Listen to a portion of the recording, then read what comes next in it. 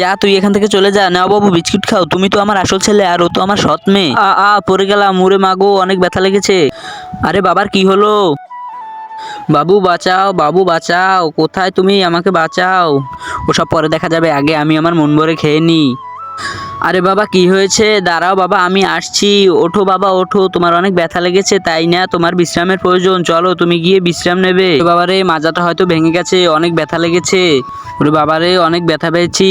মা তুমি আমার আসল মেয়ে, তুমি তুমি আমাকে বাঁচিয়েছো। তুই আর যা, তুই এখান থেকে চলে যা, তুই আমার ছেলে না, যা, তুই আমার ছেলে হতেই পারিস না। তুমি আমার আসল মেয়ে আর ও ও আমার ছেলে হতেই পারে না, ও অনেক বাজে ছেলে।